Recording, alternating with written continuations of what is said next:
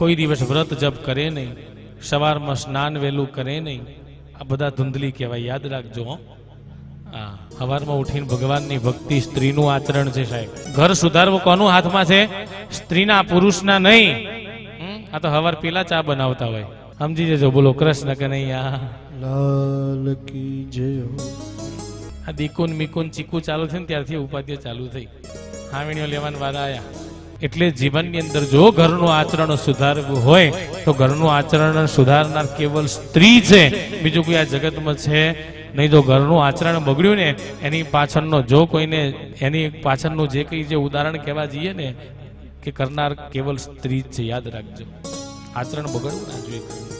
એમાં ધૂંધલી એવી જ, કોઈ દિવસ એને ઈશ્વરની પૂજા કરી નહીં, કોઈ દિવસ ભક્તિ કરી નહીં. એને ફળ તો લેતા લઈ લીધું, પછી વિચાર અનેક આયા કે આ ફળ હું ખાઉં, મને 9 માસ રે અને 9 મહિના મારે 2.5-3 કિલોનું વજન લઈને આમ તેમ જવાનું, હું રહી શકું નહીં, મારે દુઃખ સહન કરવાનું, ક્યાંય જવાય નહીં, ક્યાંય બેસાય નહીં, કશું ખવાય નહીં, આ દુઃખ મારથી સહન થશે નહીં.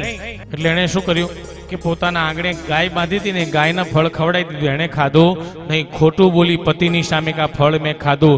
યાદ રાખજો, જે ઘરની અંદર પતિની સામે જુઠ્ઠું બોલતી સ્ત્રીઓ હશે ને એ ઘરની અંદર અધર્મ પહેલો ઘૂસશે, યાદ રાખજો. આ સત્ય છે, આ હસવાની વાત નથી.